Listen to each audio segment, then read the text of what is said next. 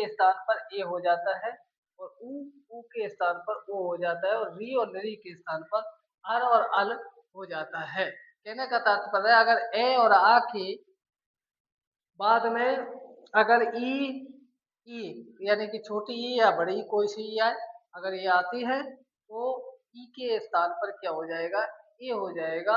और अगर ऊ और ऊ यानी कि छोटा ऊ और बड़ा ऊ आए तो ऊ के स्थान पर ओ हो जाता है और अगर री आए तो अर हो जाता है और री आए तो अल हो जाता है। जैसे उदाहरण कि ए और ई दोनों दोनों मिलके आएंगे तो क्या हो जाएगा, ये हो जाएगा ए प्लस ऊ मिलेंगे तो क्या हो जाएगा, ऊ हो जाएगा।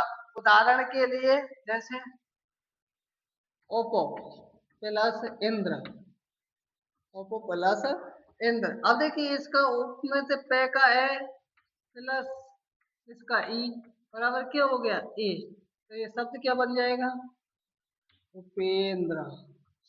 क्या बनेगा, उपेंद्र बनेगा। इसी प्रकार से जैसे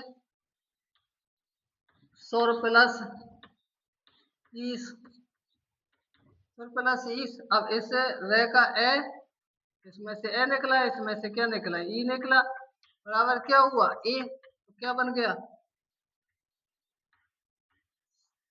सुरेश। इसी प्रकार से गंगा प्लस उद्गम, गंगा प्लस उद्गम। अब देखिए इसमें से क्या है आ प्लस इसका क्या है ऊ बराबर, आ के बाद अगर ऊ आता है तो क्या हो जाता है, ऊ हो जाता है।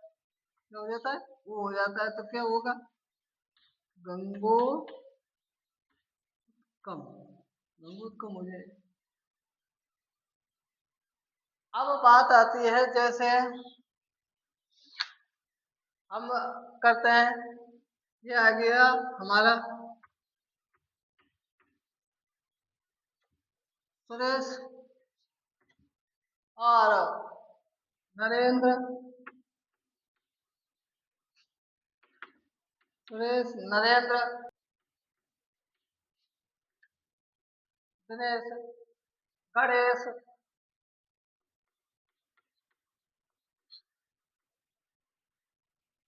नरेश, ये इसके उदाहरण है।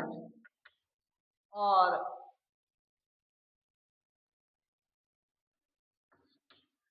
विद्योपदेश,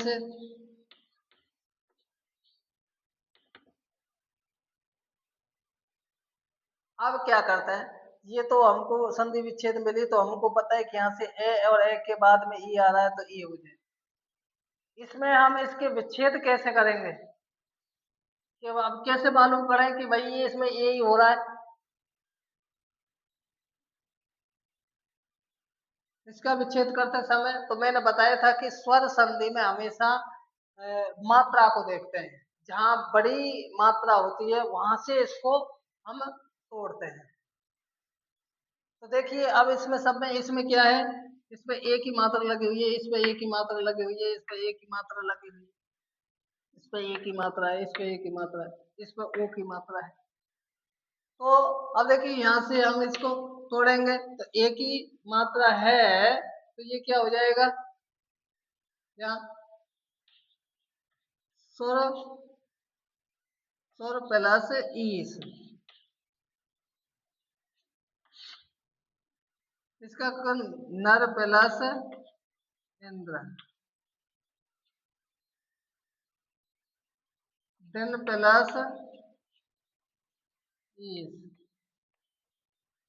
इसी प्रकार से गण प्लस ईस,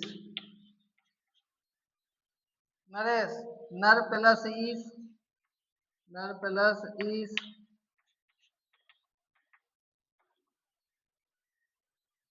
विद्या उपदेश, इसको ये करेंगे विद्या प्लस उपदेश। तो इस प्रकार से हमारी गुण संधि हो जाती है।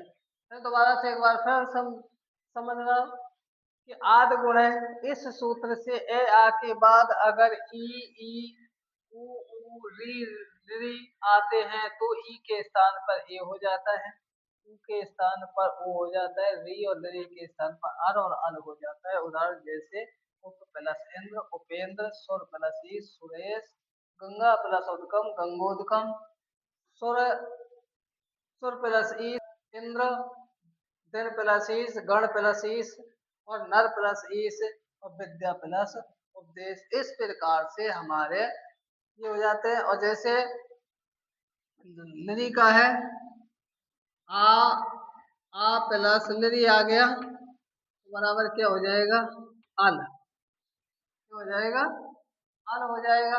इसी प्रकार से री का भी मैं बता देता हूँ आपको।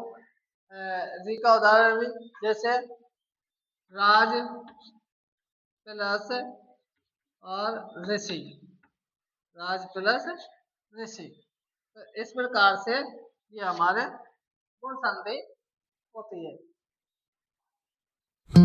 तो मैं आशा करता हूँ कि आप संधि अच्छे से समझ पाए होंगे।